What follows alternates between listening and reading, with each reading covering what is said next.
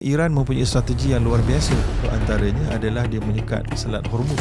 What's happening, doktor? Apa kena-mengena dengan kita sebagai rakyat ni? Macam mana kesan kepada ekonomi kita ni? Israel memang tak suka untuk menjadi aman di Middle East kerana dia ada agenda keagamaan. Kapal Malaysia yang boleh lepas, selepas ni takkan boleh lepas dan Amerika akan tahan. Ya pula. Orang politik akan mempolitikkan dan akhirnya tak ada siapa percaya siapa. Sekarang ni sekarang doktor kata sekarang ni memang over politik semua benda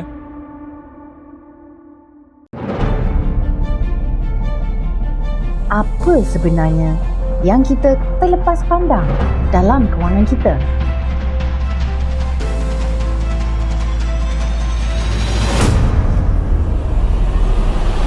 Adakah sebab kita tidak tahu atau kita tidak diajar dari kecil?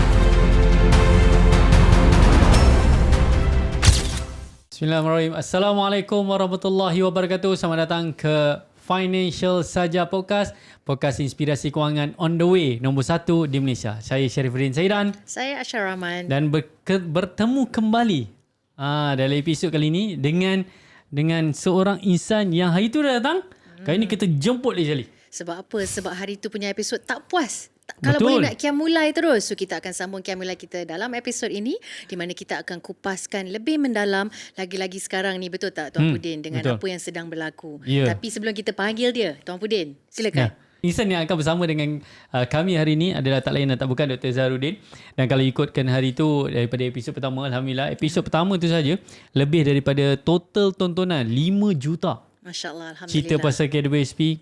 Dan KWSP punya cerita tu pasal WhatsApp family semua keluar. Tiba-tiba muka saya semua keluar. Kita famous kejap. Famous kejap. Tapi famous kita bukan famous nak dunia. Kita nak betulkan supaya orang ada ilmu literasi kewangan, cara yang halalan toiban. Sebab betul. bila halal, pasti cukup, pasti berkat. InsyaAllah semua okey dunia akhirat. Dan kali ni dia lebih best sebab kita nak cerita pasal krisis. Okey. Tapi kalau tengok kan, dekat dalam social media sekarang, terlampau ramai orang dia cerita krisis. Tapi dia terlampau menakutkan orang. Ya, dan dia tak ada solution. Dia tak ada solution. Ada solution. Belilah paket vacuum beras. Tak belilah emas. Emas tengah jatuh. Beli benda macam tu lah. So orang tengah takut. So that's why tujuan kita bukan untuk menambah ketakutan. Tapi kita nak nampakkan kepada anda sebenarnya, if you are either part of the problem, you are part of the solution. Yes. So right now financial saja ni kita nak beri ke arah pemikiran solusi tu. Buka sikit, kembangkan otak tu. Jangan takut dengan war. Kita dah lalu dah benda ni sebenarnya. Sejarah mungkin berulang, tengah berulang sekarang ni kan. Tapi daripada kita nak takut-takut, sebab tu kami bawakan guest khas, Dr. Zaharuddin yang berpengalaman dari segi war. Macam-macam lah saya rasa doktor dah lalu. So kita nak Macam dah lalu. war tu dari segi maksudnya Asian Financial Crisis, all those lah, recession. Ingat dah bagi pegang tiba doktor dah bawa senapang tu. Lebih kurang lah perasaan dia kan. Tapi mungkin doktor boleh terangkan kot dalam di sebalik krisis sekarang ni, what's happening, doktor? Apa sebenarnya? Apa kena-mengena dengan kita sebagai rakyat ni? Konflik Iran Amerika. Macam mana kesan kepada ekonomi kita ni? Bukan dunia, kita. Bismillahirrahmanirrahim. Alhamdulillah nasta'in.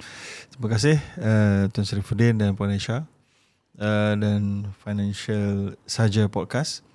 Baik, jadi persoalan berkenaan geopolitik punya tension ni, satu, saya disclaimer, saya bukan pakarnya, tapi kena ada pengetahuan tentangnya. Jadi saya akan share beberapa pengetahuan saya tentangnya lah. Okey, jadi apa yang berlaku adalah tindakan agak careless daripada Amerika Syarikat yang mengambil keputusan atas desakan daripada Israel. Lalu Israel sebenarnya dah pun menakut-nakutkan ramai orang sejak tahun 2015, 2005 lagi dia dah kata Iran ni ada senjata uranium yang dah akan jadi senjata dalam masa 2 minggu, sebulan, 2 minggu, sebulan, 3 minggu, sebulan. Tapi tak pernah berlaku sampailah, memang tak pernah berlaku pun. Sehinggalah berjaya diyakinkan kepada Presiden Amerika. Lalu Presiden Amerika dengan sebab yang pelbagai, ada yang menyatakan antara sebabnya adalah juga untuk mengganggu China, kerana China mempunyai mendapat bekalan minyak untuk industrial revolution mereka daripada Iran.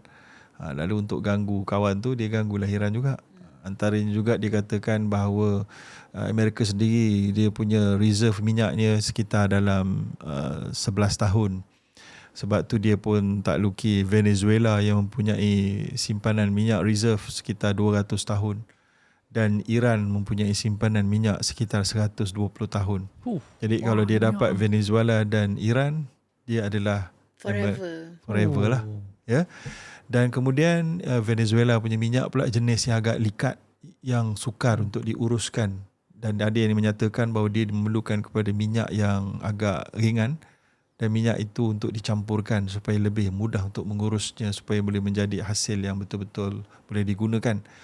Dan dikatakan bahawa minyak itu adalah minyak Iran.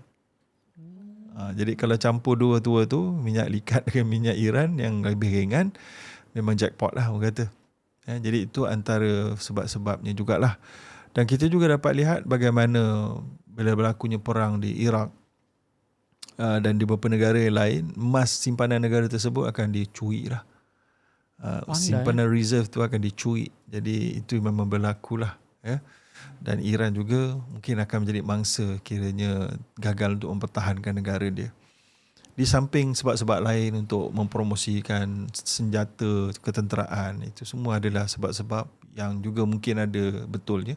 Termasuklah kerana sengaja nak memanipulasikan pasaran saham Amerika untuk mengkayakan kumpulan-kumpulan tertentu. Itu juga ada menurut telahan-telahan pakar-pakar dalam bidang ini. Jadi atas sebab semua-semua inilah berlakunya perang yang disangkakan Iran itu akan jadi semudah Venezuela. Betul, Venezuela tu sekejap betul. Tapi tidak semudah itu dan ianya di luar jangkaan. Di luar jangkaan, maka berlakulah sorong tarik kerana keadaan ini menjadikan yang menyerang tak tahu macam mana dia nak mengundur diri secara terhormat. Malulah. Dia kan kuasa besar kan. Malulah, kena gelak dengan Russia, kena gelak dengan China ya. Jadi macam mana cara tu, kata nak berunding tapi tak ada siapa nak berunding dan macam-macam lah. Dan ada juga menyebutkan mengikut para penganalisa, Israel memang tak suka untuk menjadi aman di Middle East kerana dia ada agenda keagamaan. Dia juga menunggu dia punya Dajjal dia. Ya, dan Dajjal takkan turun kecuali dalam keadaan yang sedang havoc. So jadi dia nak menunggu keadaan itu dan dia mencipta keadaan itu. Apa saja perkembangan yang sudah hampir kepada perdamaian, dia akan sabotage. Ya. Jadi benda ni berlaku tak dapat dielakkan selagi mana Israel berada dalam keadaan begitu dan Amerika menjadi mudah menurutnya secara tidak tahu malu dah. Kalau dulu ada disorok-sorokkan, sekarang dah tak sorok-sorok kan. Baik, jadi keadaan ini berlaku, hasilnya Iran mempunyai strategi yang luar biasa. So antaranya adalah dia menyekat Selat Hormuz.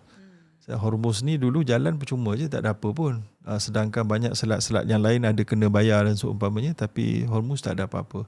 Tapi macam mana cara nak ganggu tu, yang pertama dia ganggu, dia ugut dan juga ganggu, dia tembak markas-markas Amerika di negara-negara Teluk dan di Middle East. Yang kedua, dia juga mengancam untuk mensabotage ataupun mengganggu bekalan-bekalan fasiliti infrastruktur di negara-negara Middle East. Kalau benda ini terganggu, padahal semua kebanyakan negara Middle East ni dia berkawan rapat dengan Amerika. Amerika dah janji nak jaga mereka. Betul. Tapi sekarang bila berlaku begitu, Amerika lepas diri. Dia jaga diri dia dan dia jaga Israel saja. So jadi negara Middle East sudah rasa macam dia tertipu. So dia orang pun dah mula tak mahu membenarkan markas mereka, negara mereka dijadikan tempat launch serangan-serangan.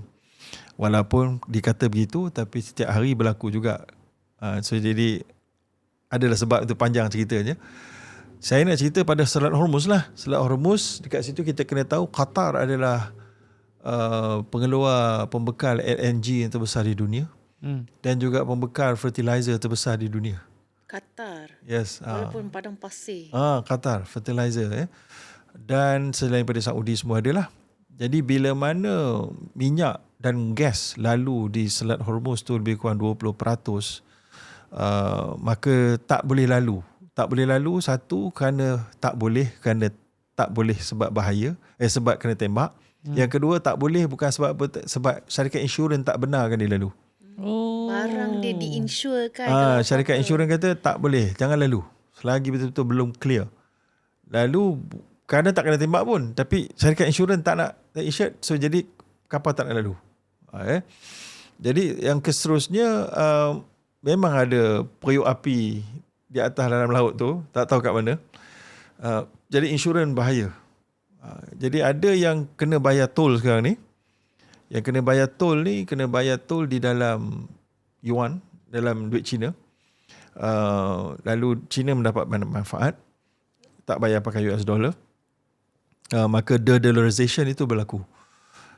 Selain daripada tempat-tempat lain lah. Kemudian bila negara yang tak berlibat dibenarkan lalu, contohnya Malaysia, dibenarkan lalu. Kan? Tetapi itu tidak merawat keadaan yang akan sampai ke Malaysia. Ya, sebabnya negara-negara lain punya kapal tak boleh lalu. Khususnya yang sekongkol dengan sana lah. Ya. Bila tak boleh lalu, maka minyak ni dia bukan hanya tertakluk kepada kapal kita satu je, tapi dia serantau. Bila serantau tak boleh lalu dan kos kapal lah naik, insurans naik, semua naik. Jadi walaupun kapal kita boleh lalu, tak boleh memberi kesan. Kapal kita adalah satu saja berbanding dengan yang lain-lain semua sekali. So jadi kita tak boleh elak. Terkena juga harga naik minyak. Lalu kita punya Petronas boleh dapat untung lebih besar. Tapi untung itu akan set off dengan harga minyak kita pun kita kena naik juga harga subsidi. So naik untung, naik subsidi. So jadi dia kosong-kosong lah. Break even. Tak tapi ada untung apa. Tak boleh jadi break even juga. Sebab dia akan jadi negatif juga kerana semua industrial punya lori, alat-alat machinery semua akan naik. Harga-harga simen, harga-harga barang makanan akan naik, akan datang sebab fertilizer naik, baja naik. Insurans naik, kos pekerja naik dan macam-macam akan naik. Selagi mana tak selesai perang dia. Jadi ini semua ni kesan dia akan datang sampai ke Malaysia bila mana reserve semua kedai-kedai ni habis. Nanti dia akan sampai lah. Bila dia sampai, dia akan sampai kepada individu kita semualah. So masa sekarang ni belum sampai lagi? Masih ada reserve. Reserve kita berapa banyak? Reserve kita kalau ikut Petronas, kalau minyak sampai bulan Jun. Kan tetapi kita tengok minyak kita memang dijual di luar negara sebab minyak kita berkualiti tinggi. Jadi katalah macam ni contoh mudahnya lah, saya keluarkan satu barang makanan ni berkualiti, orang semua nak beli dengan harga RM10 1 kilo ataupun RM50 1 kilo. Saya boleh nak pakai juga barang tu untuk makanan asasi saya. Tapi saya boleh beli dekat pasar yang kurang sikit kualiti, yang okey untuk saya dengan harga RM20. Saya jual RM50. Maka saya nak guna untuk saya ke saya nak jual? Jual lah. Itu yang berlaku secara mudahnya layman kepada Petronas. Kita jual sebab kita dapat keuntungan banyak bagi pada kerajaan, bagi kepada negara. Dan offset subsidi. Kalau kita guna untuk diri kita sendiri, sebenarnya lebih merugikan. Lebih merugikan. Maka sebab tu kita masih ada penjualan keluar berbanding dengan kita menggunakan minyak negara kita sendiri. Sebab minyak negara kita kualiti tinggi untuk penggunaan kapal terbang dan seumpamanya. So kalau kita punya minyak sekarang ni dijual, kita beli minyak siapa? Dan minyak tu lah yang impact kepada kita nanti. Betul. Minyak tu mungkin sebab dia boleh lalu, sebab lalu kapal Malaysia, tapi tetap mahal kerana kos pengangkutan kapal tu sendiri mahal. Sebab harga minyak seluruh dunia dah naik. Harga diesel yang dipakai oleh kapal itu dan harga insurans kapal itu dan harga insurans kelasi-kelasi kapal itu. Semua naik. Dan gaji-gaji mereka pun mungkin terpaksa naik kerana risiko yang begitu tinggi. Kan? Dan jadi security tambahan yang diperlukan. Kemudian sekarang masalah semakin teruk. Bila Amerika gagal memaksa Iran untuk membuka Hormuz, Amerika bersifat macam, okay, kau tak mau buka, aku pun blok kat belakang. So Hormuz yang sempit tu kena lalu kawasan perairan Iran dan Oman. Bila kapal, mana-mana kapal yang lepas, yang Iran lepaskan, dengan membayar tol atau dengan kerana rundingan dengan Iran, Amerika tunggu dalam berapa kilo nautika, dia tunggu kapal dia dekat perairan antarabangsa, dia akan sekat kapal tu. Dia pula. Ini yang 2-3 hari baru ni kan. Itu yang Amerika buat. Jadi kalau cost pula kat situ. Jadi kalau kapal Malaysia yang boleh lepas, selepas ni takkan boleh lepas kerana Amerika akan tahan. Sebab mana-mana negara yang bekerjasama melepaskan kapal melalui dengan Iran, dia akan tahan. sebagai timbal balas kepada Iran punya dasar. So macam budak-budak bergaduh lah. Memang macam budak-budak nakal betul. Lah doktor, apa implikasi dia kepada kita sebagai rakyat? Kita tengah menonton movie yang real ni. Tunggu kos yang tadi lah. Kos. Sekarang reserve makanan, reserve ni semua dah berkurang. Semua akan rasanya sedikit demi sedikit, yang bermula dengan diesel. Petrol kerajaan masih absorb. Diesel kerajaan tak apa nak absorb. Ada sikit je yang dapat absorb. Tapi itulah pekebun-pekebun menggunakan diesel untuk mesin-mesin mereka. Semua dah naik harga. Dan jadi seminyak pun dah tak mampu nak ambil diesel kerana kos cash flow mereka. Kerajaan mungkin sponsor ataupun subsidi tapi lambat sampai. Lalu ini semua akan menyukarkan, dan lori-lori bawa stok daripada pelbagai tempat hantar pelbagai tempat akan mahal kos dan akan diserahkan kepada pengguna. Malah bukan di peringkat individu saja, di peringkat negara-negara pun, kerana kebimbangan ini mereka mula menjual emas. Dulu orang kata bila perang beli emas. Emas naik. Tapi sekarang ni emas macam tak apa nak naik. Kerana apa? Kenapa? Kerana kebimbangan ini melata. Bila melata, negara-negara yang memegang banyak emas dan juga rakyat yang memegang emas, mereka rasa mereka nak ada cash flow simpanan. Atau cash in hand. Cash in hand satu. So mereka jual emas untuk pegang cash. Atau mereka jual emas, mereka beli bond Amerika. Kerana bond Amerika bila dalam keadaan ini mereka tak boleh turun. Mereka kena naikkan interest rate sampai 5% ke lebih. Jadi tinggi. Jadi bond orang rate jadi tinggi. Jadi orang masih kerajaan lah. Orang tu maksudnya kerajaan-kerajaan yang pelbagai. Bukan kerajaan Malaysia, kerajaan pelbagai dan dunia. Mereka rasa emas, tak simpan emas bagus ke Amerika? Amerika short term ada ni, tak apa jauh sangat ni. Kita simpan emas, simpan Amerika. Punya bond. Jadi itu. Jadi satu dia nak pakai untuk negara dia. Yang kedua dia nak pergi ke safe haven juga, adalah Amerika punya bond. Maka kerana itulah emas jatuh sikit. Tapi emas tak boleh jatuh teruk. Jatuh teruk je berebut orang belilah. Betul. Confirmnya. Sekarang ni pun dah jatuh tapi dia dah sideways sikit kan. Dia dah start naik sikit. Kira sekarang ni Dr. Tan, ada certain negara dah mengalami isu tekanan minyak ni lah. Contoh macam Filipina, Thailand. Kita belum lagi. Alhamdulillah, Allah izin belum lagi lah. Dan doktor kata tadi bulan 6. So adakah kita perlu panik sekarang? Macam, jangan buat apa-apa. Kita stop semua pembelian. Kita bertenang sekarang. Jangan beli apa-apa semua. Kalau kita stop beli pembelian, kita mempercepatkan lagi masalah dan kegawatan. Sebab orang ekonomi tak flourish macam tu. Betul. Sebab tu dalam Islam disebut likai la yakuna dulatan bainal aghniya, supaya harta ni tidak berkumpul di kalangan orang kaya. Maka sebab tu kita kena ada sistem yang lengkap. Ada sumbangan zakat, ada wakaf, ada sedekah, ada gaji, ada penjual beli. Semua ni untuk bagi ekonomi tu flourish. Bila tak ada, sebab kita tak mau membeli, simpan bawah bantal, padahal tak menjadi satu keuntungan pun. Sebab bawah bantal, nanti inflasi naik ke Zakat macam mana? tak boleh bayar. Zakat tak boleh bayar. Kan, lepas tu pekerja pun hilang kerja, anak kita yang bekerja pun hilang kerja. So macam mana? So sebab tu dia kena find balance. Tu yang kita sebut dalam sesi yang lepas, wa kana baina dzalika qawama. Dia mesti find balance. Tapi kita tak ada satu entiti yang boleh sebut kita tak find balance kalau macam ni dan macam tu. Dan kalau ada pun orang tak yakin.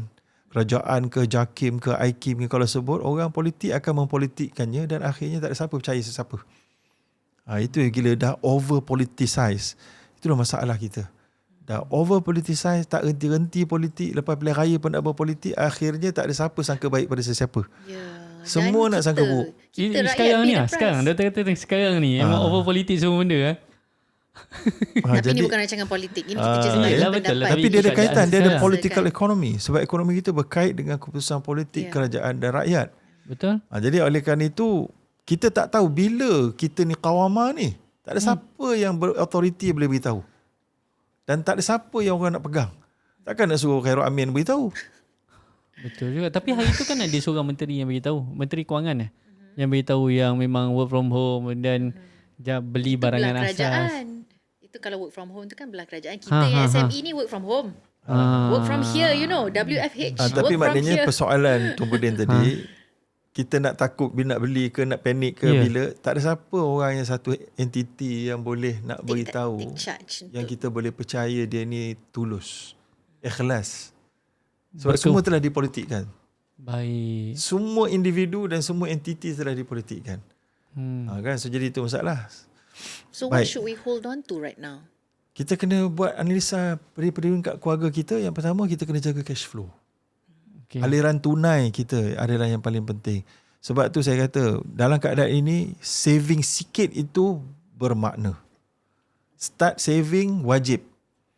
Maknanya kita start saving wajib, tapi tak melampau. Kita masih mesti berbelanja. Okay. Baik. Apa maksud sikit, apa maksud melampau? Berapa persen? Adakah doktor Okey, ada saya rasa jangkaan? dalam sesi yang lepas saya dah sebut sikit. Pengalaman saya sendiri buat. Contoh saya lama dah kita ambil TV berbayar. Contoh Contoh. Okay. Subscription. Saya tak mau sebut nama lah kan. TV berbayar lama dah. Masa tu kita bayar satu harga. Contohnya 180 atau 140. Kan kita ambil package tertentu kan. Kita pun jawab bayar je tiap-tiap bulan. Kita tak nampak pun. Kita tak perhati pun, kadang-kadang ada lebih 20 sen kita tak perasan. Tak ambil pot. Padahal 20 sen tu kalau kali sejuta berapa syarikat dapat kan. Jadi kita tak check pun. Rupanya bila mana dah makin ramai, harga subscription dah makin murah. Betul? Tapi kita, syarikat-syarikat ni dia tak tolong kita. Dia tak tolong beritahu, Encik Boleh punya lama ni downgrade. lama mahal dah. Encik ambil lah yang baru. Dia tak beritahu. Sampailah saya perasan. Bila saya perasan, saya nak tukar. Dia kata tak boleh downgrade. Tak ada, dia tak ada. Tak ada package tu. Okay. Lalu saya ambil keputusan, saya terminate. Baru dia nak bujuk. Dia pujuk sebulan dah, 2 bulan dah percuma dan sebagainya. Tak nak, saya nak yang itu, yang percuma itu. Yang itu tak boleh, itu tak boleh. Jadi, kalau tak boleh, saya terminate, saya jadi orang baru. Jadi fresh subscriber. Baru dapat. Fresh subscriber saya dapat paket yang sama dengan harga mungkin RM30, RM20 kurang, RM100 kurang. Itu maksud saya. Jangan malas. Kita sendiri kena take Yes, initiative. saya buat ni kepada beberapa. Okay. Saya buat untuk television, saya buat untuk, sebab kita dah pakai Lama dah kan? pakai all the lama, subscription. pakai internet broadband kan. Ya. Dah lama. Kita pakai lama punya. Betul. Yang tapi harga mahal. Kita tengok yang baru, dia alu-alukan sangat orang yang baru. Ya. Betul. Yang lama Dia tak lama ada. dia sidai. Lagi 6 bulan percuma. Aku Betul, nak betul. ni. Saya cancel. Hmm. Saya masuk sebagai orang baru. Dapat 6 bulan percuma. Banyak tu. Banyak. Betul. Banyak. Lepas tu saya turunkan dengan GB yang baru, iaitulah gigabyte yang baru, boleh dapat harga yang lebih murah. Itu yang kita kena buat, tuan-tuan dan puan. Besok saya buat. Puan tak buat lagi. Tak buat lagi. Nak kena buat. Saya punya telefon ni on to call. On to call lah package. Dia bagi value lagi banyak. Okay. Gigabitnya lagi besar. Tapi harga makin naik. Tak nak, aku tinggalkan kau. Kadang-kadang dia nak offer kita dengan kontrak. Ini kena hati Ya, Dia nak bagi kita apa nama Free tu? TV, free iPad. Free, kadang-kadang ada apa nama tu yang nak lajukan capaian tu. Router. Bukan router. Extender. Apa nama? Something. Mesh. Mesh. Mesh. Kita ambil je 2 tahun. Ya. Padahal beli berapa je? Ya, betul. Ambil. Saya beli asing. Betul. Saya beli asing. Minta maaf telco kat Malaysia, kami just curhat je lah. Kemudian faham tak dekat phone kita, pergi dekat satu tempat, pergi search kat depan tu, search subscription. Okay. Tengok list subscription kita, mana yang dah nak tamat, mana yang belum tamat. Betul. Yang belum tamat dan nak tamat tu, perasan tak? Dia ambil kadang-kadang, dia sedut daripada kad kita tanpa kita perasan. Betul. Oi. Kita pula tak check statement. Kita tak cakap. Sebab Kadang-kadang boleh. kita masa kita ternampak, contohnya ada ni ke apa ke, ini menarik lah, AI lah. Kita pun free trial. Free trial kena masuk kad. Ya. Lepas tu kita tak perasan free trial tu dah habis, dia dah mula sedut. Macam siput sedut. Recurring sampai sekarang. Lepas tu kita guna sebulan je. Lepas tu kita pun tak larat, tak ingat pun. Kaya sangat tu. Kaya sangat tu. Tak ingat. Jadi kena tengok tu, kena unsubscribe. Mana ni, jangan renew, jangan auto renew. Kena buat Cancel benda tu. subscription. Pergi Play Store atau App Store, tengok subscription, cancel. Betul. Itu wajib. Itu baru buat. Ini semua ni boleh save RM30 pun sangat bermakna. Itu saya kecil pun. Sebab darat 12 dah 360 contoh kalau RM30. Betul. Boleh ambil takaful kalau dengan Saya niat tu. setuju. Itu maksudnya dengan start saving tu. Betul. Biar sikit kan. So kadang-kadang ada certain orang kata gaji saya 1,700, 2,000, saya tak mampu nak menyimpan.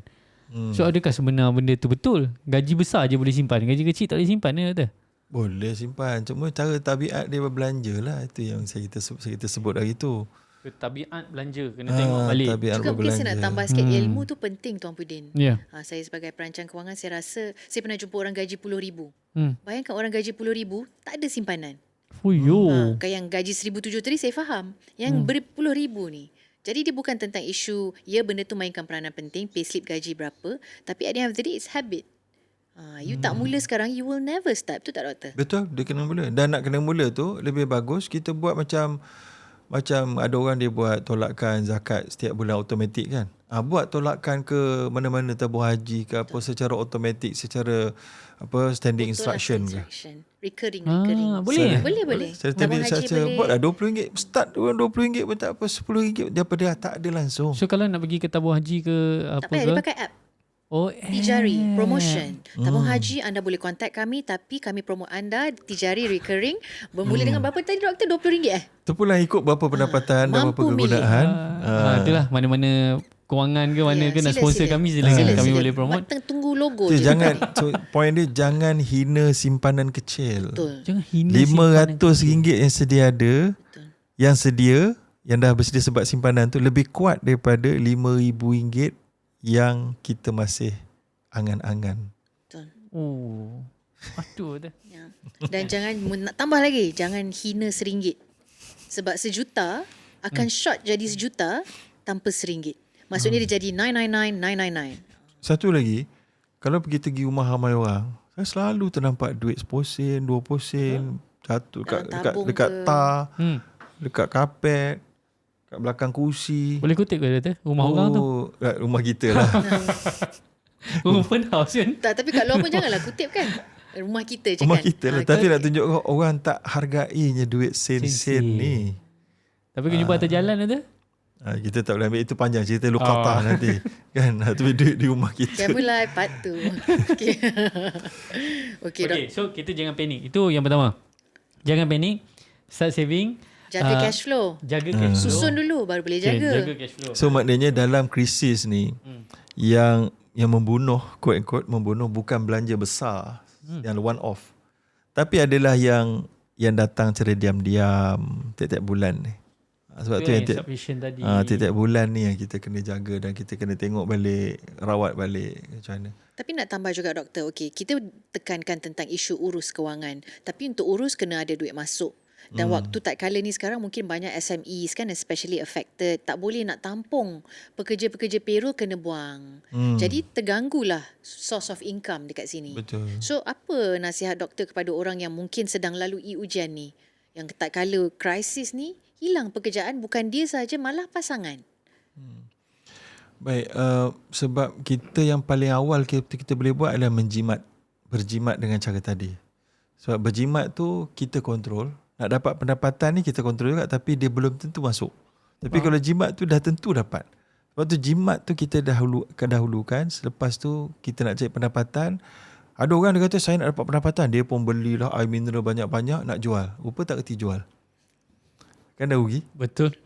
Kan. Jadi sekarang itu kalau kita nak jimat first, second kita jual barang tapi bukan secara bermodal. Jual barang tanpa modal. Tanpa modal. Contoh? Tanpa modal duit. Modal lain. Modal tenaga je kita guna. Modal usaha, modal tenaga. Iaitulah kita jadi affiliate. Dropship. Grab, gig economy lah contoh. Grab guna duit. Duit minyak. Semua. Dropship dengan affiliate tak guna dua-dua tu. Dia guna Helio kita je dekat live yang tak ada orang tu kadang-kadang. Ataupun ada orang pun tak apalah. Ataupun dekat social media. Kita buatlah kartun macam mana pun kan. Supaya orang boleh tarik orang. Mak dia nak jual dan sebagainya. Yang itu. Dah rasa macam berapa pandai sikit. Dah ada crowd. Barulah kita start dengan modal sikit. Bukan terlalu ambitious dengan modal terlalu besar. Ambil loan atau financing awal-awal sebelum start.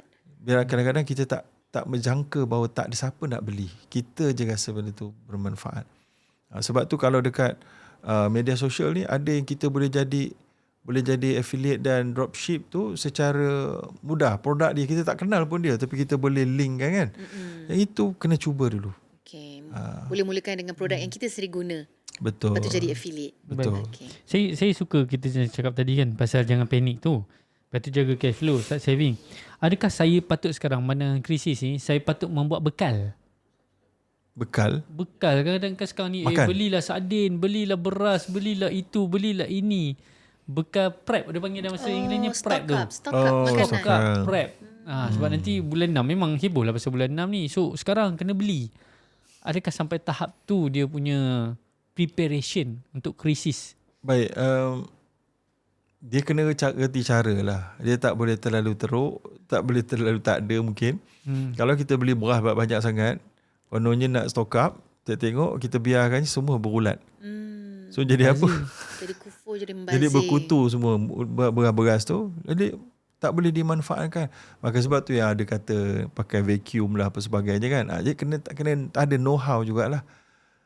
Kemudian bila kita nak buat begitu, dia akan membengkak kita punya belanja tau.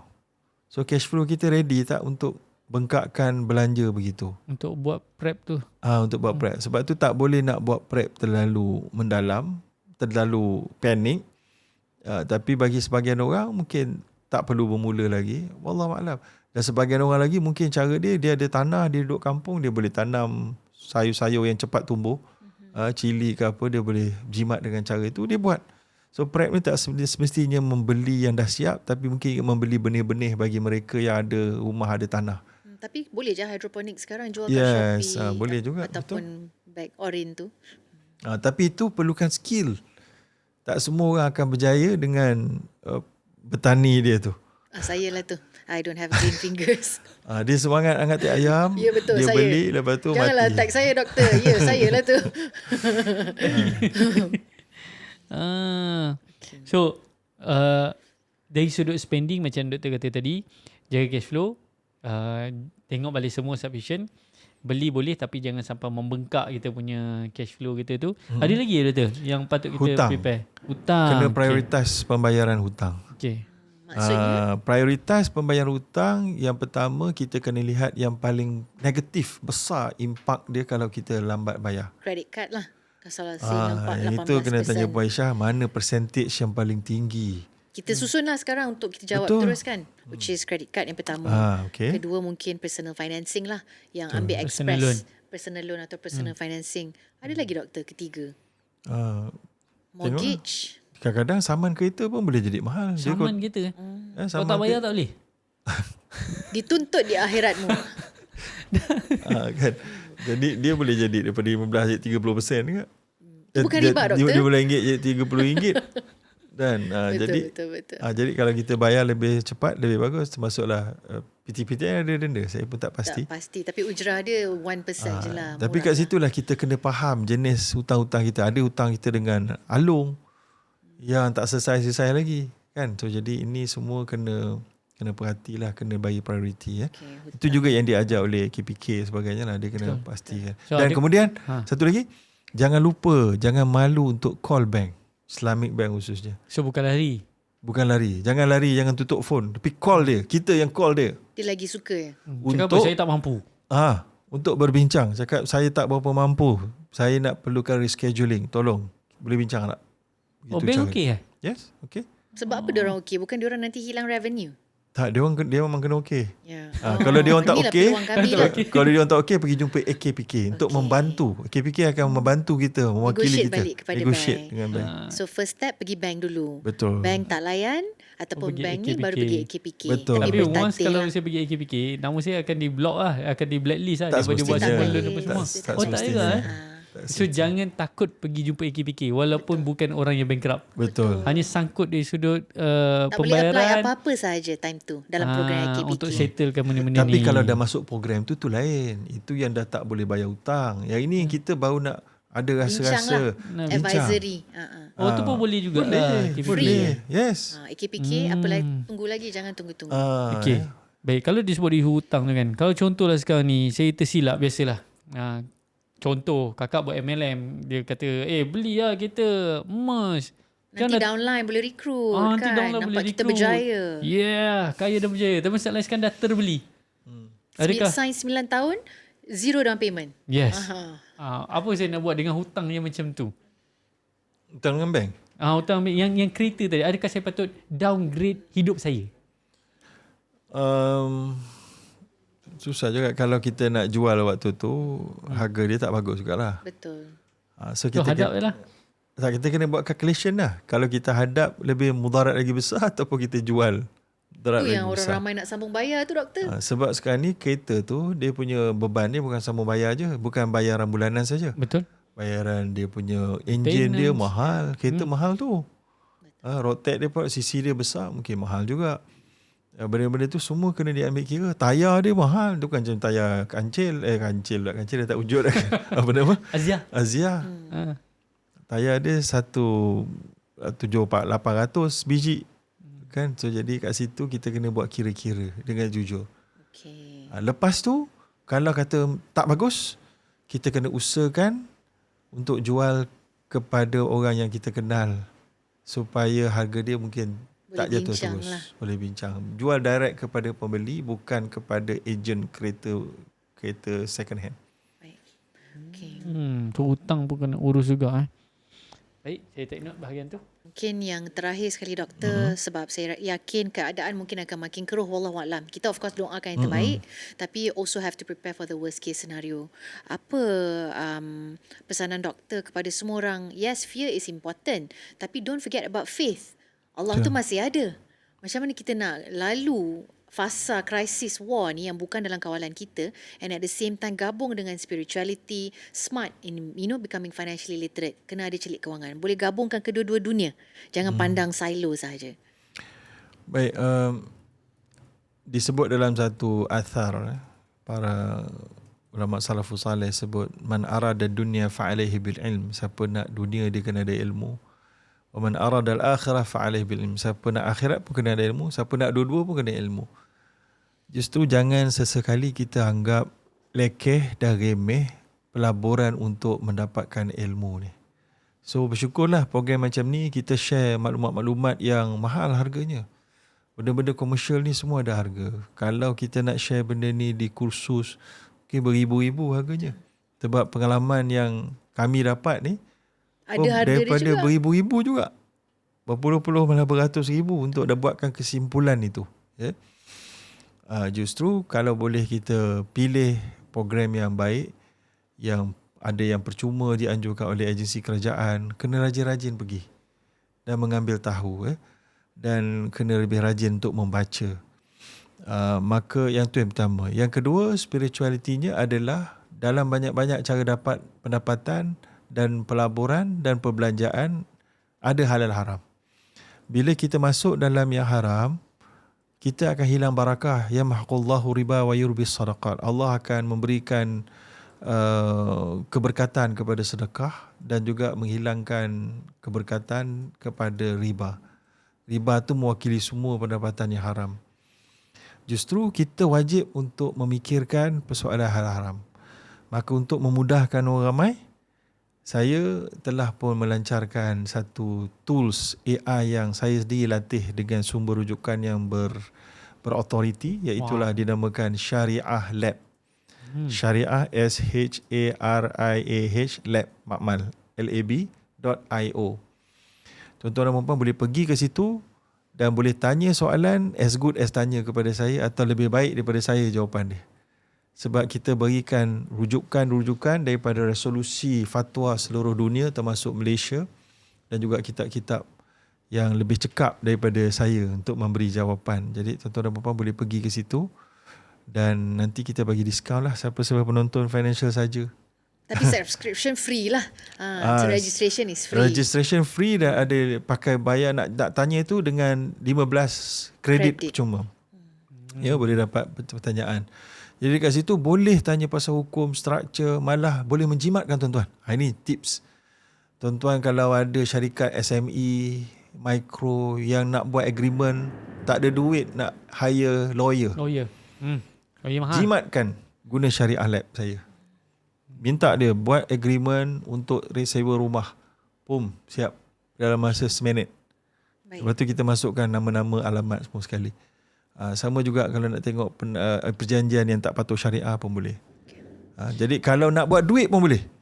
Contohnya, nak hantar artikel dekat surat khabar dapat bayaran RM50 ke, atau nak buat buku kanak-kanak ke, pergi kat Syariah Lab, pilih rujukan Bank Negara ke apa, buat satu buku yang mudah untuk kanak-kanak persoalan kewangan. Pakai rujukan ni. Siap. Seminit siap. Lepas tu try hantar ke publisher. Saya tengok buku dekat kedai-kedai buku yang popular-popular ni, semua yang ringan-ringan. Betul. Yang berat-berat ni tak banyak. Tak banyak. So yang ringan-ringan ni kadang-kadang untuk budak-budak, urusan kewangan untuk kanak-kanak, untuk budak universiti. Laku tu. Buat dekat Syariah Lab. Baik. Puan pun boleh buat. Coming memang tu plan. Lepas tu tambah sikit ilmu kita tu. Jangan ikut dia sebiji. Tambah sikit ni. Add lagi ni. Add point ni. Tu dia merge kan. Beranakkan. Dia merge kan nanti. Okay. Itu cara kita gunakan AI. Kalau nak guna ChatGPT pun boleh. Tapi ChatGPT dia ambil sumber daripada macam-macam. Entah pada mana. Daripada blogspot dia. Meliar. Kalau yang saya buat tu dah memang khas dengan rujukan dia, rujukan-rujukan yang muktabar. Islamic Finance, berlandas Islamic Finance. Dia affiliate link ada tu? Ada, ARA. Kita dah register dulu. Saya adalah affiliate itu. Boleh pakai discount code kalau nak top up kredit ARA. Boleh nak daftar. Jangan nak ambil I punya ruang. nak daftar pakai okay, introducer. Financial Saja Podcast. Okay. Tukar. Nanti doktor buatkan FSP doktor. Betul. Saya nak berbalik sikit tau. Ini tak apa, tak salah. Ini mungkin nak berbalik sikit. Suami isteri. Bila suami isteri ni di dalam perkahwinan ni kadang tak semua, saya pernah pergi kelas kewangan. Ada di kalangan saya perasan di pasangan ni duit aku, duit engkau. Betul? Dia berpisah. Kan? Tapi dalam keadaan krisis sekarang, macam mana pengurusan kewangan di sudut keluarga? Tapi saya pernah pergi tau, lagi satu kelas dia kata, engkau sebelum kahwin boleh lah, tapi selepas kahwin sepatutnya engkau aku engkau. Satu hala tuju kewangan. So macam mana sekarang? Lagi-lagi kalau dalam keadaan krisis sekarang, macam mana keluarga tu perlu dibentuk untuk kewangan dia, suami dan isteri supaya dia bergabung as one. Bukan macam kau aku. Ya, lagi-lagi dalam keadaan krisis perlu pecah juga ke ataupun gabung ke? Baik, bergabung adalah sangat baik, tapi itu adalah amal jariah, amal soleh yang sangat besar untuk isteri lah. Untuk isteri kan? Untuk isteri. Untuk suami tak ada apa-apa, biasa-biasa je. Memang itu tanggungjawab kita. Tanggungjawab dia kan. Macam kita sebut lepas, kalau dia mampu tahap tu je lah. Cuma dia tergantung pada isteri lah, untuk diyakinkan isteri untuk bersama-sama mengemudi rumah tangga dalam keadaan yang susah ni. Isteri dibantu. Tapi dia kena hargai lah. Pembantuan itu adalah sedekah sunat. Bukan wajib untuk bagi si isteri untuk memberikan emas dia ke, memberikan duit dia ke. Tapi tak elok lah tengah-tengah dia susah, suami dia, tiba isteri duk pergi beli minuman kopi yang mahal RM15 satu cawan. Nampak macam tak sensitif lah. Tone deaf kan, tak sensitif kepada keadaan suami. Padahal Nabi kata sedekah yang terbaik adalah kepada kerabat. Kerabat kamu bila mana? Yalah, kerabat itu adik-beradik dia. Tapi kerabat bila dah kahwin adalah suami dia. Juga termasuk dalam kerabat dia. Dengar tu. Dengan contoh. Tak, untuk konteks saya tolong suami saya sampai keluar bankrupt. Tapi bila benda yang diberikan sekali-sekala dihargai, yang diberikan selalu dah tidak dihargai. Dah expected pula. Jangan yang menerima itu bila dah isteri bagi, awak tak bagi lagi ni, dia marah pula. Itu saya sokong. Itu saya sokong. Tak bagi contoh. Contoh macam kita dah bagi tolong simpanan bulan ni sebab short. Tadi ke anak naik harga, contoh. Transport naik harga. Bulan ni kita dapat lebih, dapat bonus. Kan, tolong. Bulan depan tak bagi, suami tanya, kan dah naik harga kos ni, mana? Lepas tu kadang-kadang, kan dah setuju nak bagi setengah-setengah. Bila pula? Isteri bagi tu ikut yang dia rasa dia nak. Kalau awak memarahkan dia tengah bad mood, dia tak nak bagi, pandai-pandai pujuk lah. Jadilah terungkit-ungkit tu kan. Tapi itu untuk keperluan. Kita tak boleh nak paksa. Contoh kalau kemahuan ada. Contoh nak pergi travel. Travel. Saya mampu ni je, tapi you pun nak pergi travel. You kena fikirlah. Travel bukan nafkah. Okay. So jadi dia tidak wajib kepada suami. Jadi kalau betul-betul nak sama-sama berbelanja kumpulkan, adalah harus itu yang terbaik lah. Okay. Time krisis boleh ke pergi travel? Boleh. Malaysia kan banyak pulau. Nak travel overseas ke ataupun travel overseas kena bijak. Sekarang ni ada AI Satu flight cancel kejap. Okay. Ada AI, kita boleh tanya AI tolong cari travel yang paling murah pada tahun ini. Dia Di akan kala cari, krisis. di kala krisis. Ha.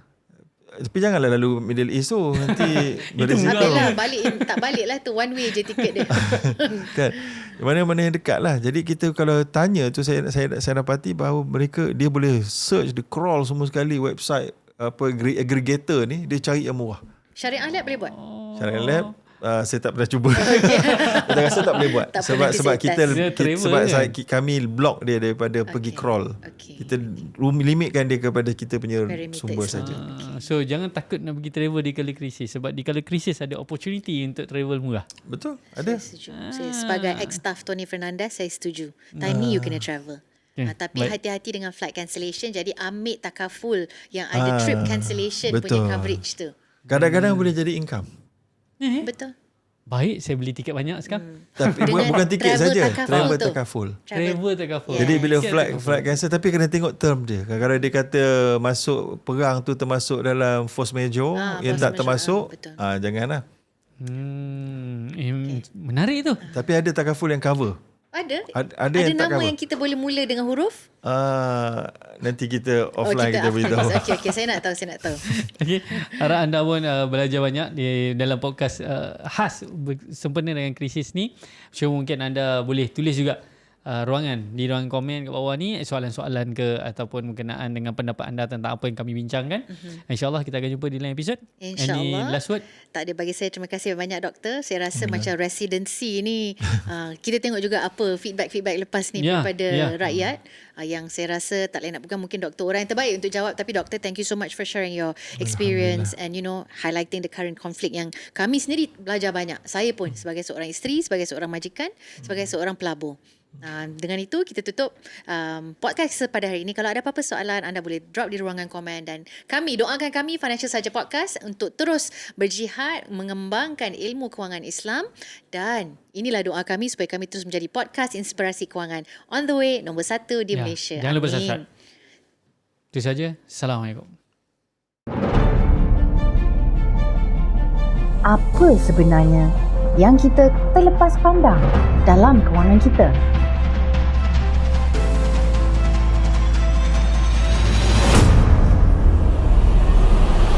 Adakah sebab kita tidak tahu atau kita tidak diajar dari kecil?